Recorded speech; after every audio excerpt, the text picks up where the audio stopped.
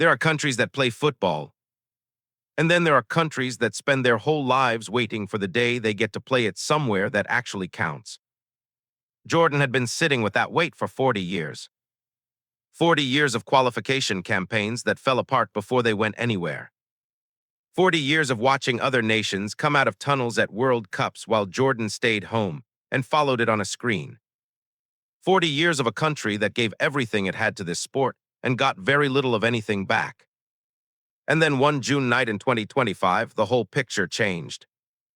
To really understand what June 5th, 2025 meant inside Jordan, you have to go back and sit with what those 40 years actually felt like from the inside.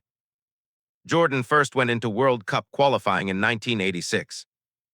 Mexico, the tournament that nobody who watched it ever forgot. Maradona, the hand, the run from the halfway line that people are still talking about now. Jordan never got anywhere near any of it. Iraq ended their first campaign, and the shape of everything that would follow was already set.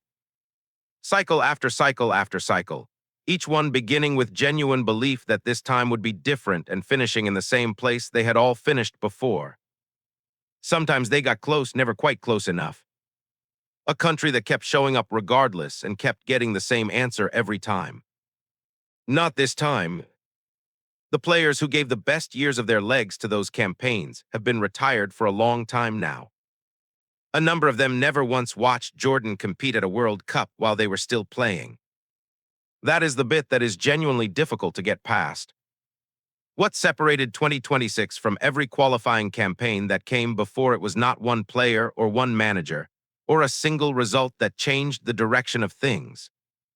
It was something that took years to build, while most people in football were not watching Jordan closely enough to notice. Jordan went to the Asian Cup final in 2023. Second place, one match short of the biggest prize the continent offers.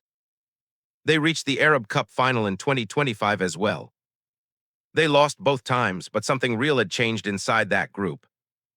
A team that had spent the better part of 2 decades unable to perform consistently when the stakes were highest was now a regular presence in the final rounds of major competitions. Coach Jamal Salami had genuinely built something. Not a collection of famous names, not a group of players with big clubs behind them. A proper team, 11 players who understood their roles and knew how to carry them out when things got tight and nothing was decided yet. Ali Alwin was finding the net.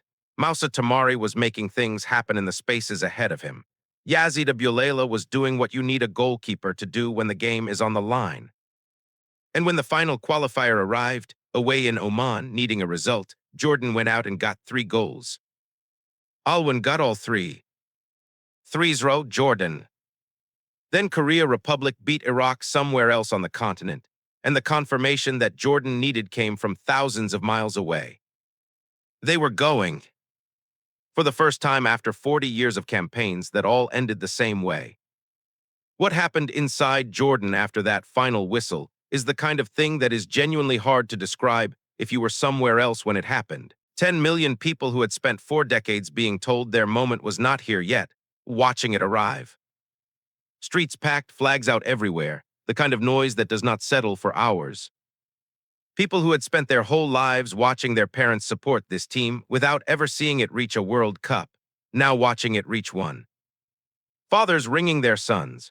Grandparents who had been following this team since 1986 sitting with a specific kind of disbelief, the sort that only comes when you have wanted something for long enough that part of you had quietly stopped believing it was actually going to happen.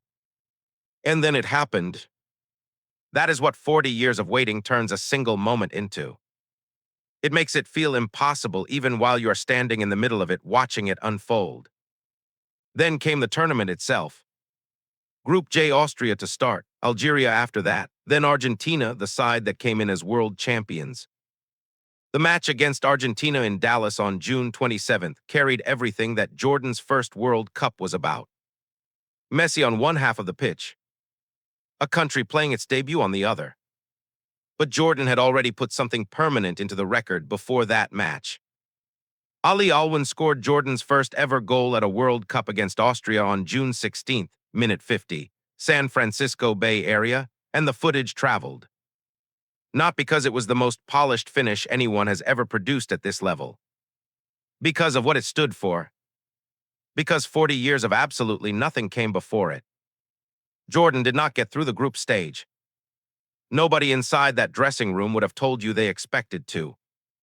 But going out in the groups at your first ever World Cup, after 40 years of never once being there, is not something you measure as a failure. It is where the story begins. The players who wore that shirt in 2026 handed something to an entire generation of kids growing up in Jordan that no generation before them had ever been given. A real picture of what it looks like when their country plays at a World Cup. A reference point, something to reach for. The coach who got them there was gone within days of the group stage closing. Football does not slow down for anyone, but what he built inside that squad will not leave with him. 40 years is a long time to wait for anything you care about. In football, it is long enough for a full generation of players to arrive, work their whole careers, and walk away without ever getting the chance to stand on that stage. Jordan stood on it in 2026. Alwyn scored, the country watched every minute of it, and somewhere back home a kid who was not around for most of those 40 years made a decision that the next time Jordan go to a World Cup they are going to make more of it than this. That is what finally arriving does to a place. It does not wrap anything up. It kicks something else off entirely.